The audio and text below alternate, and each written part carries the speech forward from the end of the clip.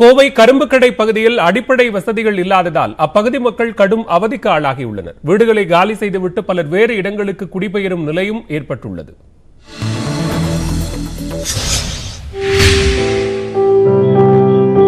கோவை மாநகராட்சிக்கு உட்பட்ட உக்கடம் அருகே உள்ளது கரும்புக்கடை. இஸ்லாமியர்கள் அதிகம் வசிக்கும் இப்பகுதியில் 50,000க்கும் மேற்பட்டோர் வசித்து வருகின்றனர். ஏராளமான வீடுகள், கடைகள் இருந்தும் இப்பகுதியில் எந்தவித அடிப்படை வசதியும் செய்து தரப்படவில்லை என்பது மக்களின் குற்றச்சாட்டாகும். கோவை குண்டுவெடிப்பு சம்பவத்தில் கைதானவர்களில் பலர் கரும்புக்கடையைச் சேர்ந்தவர்கள் என்பதால் புறக்கணிக்கப்பட்ட பகுதியாகவே மாறிவிட்டதாக பொதுமக்கள் வேதனை தெரிவிக்கின்றனர்.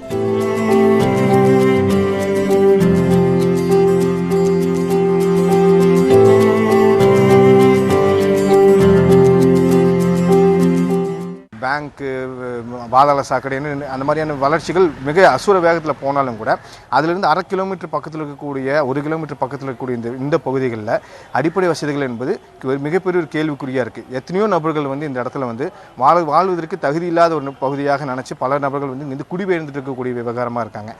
மழைநீர் வடிகால் இல்லாததுடன் சாலைகள் குண்டும் குழியுமாக இருப்பதால் மழை நேரங்களில் குளம் போல் தண்ணீர் தேங்குவதாக மக்கள் புகார் தெரிவிக்கின்றனர். மருத்துவமனை, வங்கி போன்ற எந்த அடிப்படை வசதிகளும் தங்கள் பகுதியில் இல்லை என வேதனையுடன் தெரிவிக்கின்றனர். திடீர்னு நம்ம வீட்டில் ஏதோ குழந்தைகளுக்கு உடம்பு சரியில்லாமனாலோ, அன்டைமில் நம்மளுக்கு ஏதாச்சும் ஆச்சுனாலோ, இல்லை ஏதோ ஒரு லேடிஸுக்கு ஒரு டெலிவரி அந்த மாதிரி ஏதாச்சும் ஆகும்போதோ நம்ம போய் திடீர்னு போகலாம் அப்படின்னா பக்கத்தாடி ஹாஸ்பிட்டல் இல்லாததுனால நாங்கள் ஒன்றுல நெஞ்சுண்டாபுரம் இல்லைன்னா ஜிஹெச்சுக்கு போக வேண்டியதாக இருக்குது. அப்படி போகிற மாதிரி இருந்தாலும் சட்டுன்னு எங்களால் போக முடியுதில்லை. எதுனாலன்னா ரோடு சரியில்லை. ரோடு அந்த எந்த ரோடு இங்கே பார்த்தீங்கன்னாலுமே ரொம்ப குண்டும் குழியுமா ரொம்ப மோசமாக இருக்குது.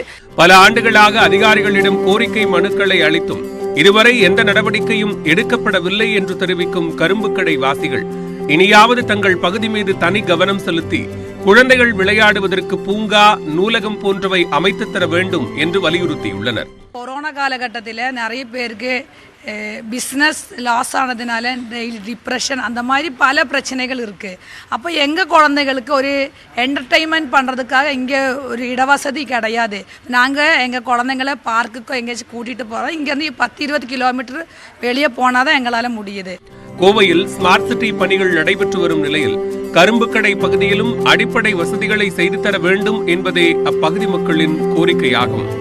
இது தொடர்பாக அதிகாரிகளிடம் கேட்டபோது மக்களின் கோரிக்கை மனுக்கள் பரிசீலனையில் இருப்பதாக தெரிவிக்கின்றனர். நியூஸ் 18 தமிழ்நாடு செய்திகளுக்காக கோவை மண்டல செய்தியாளர் குருசாமி.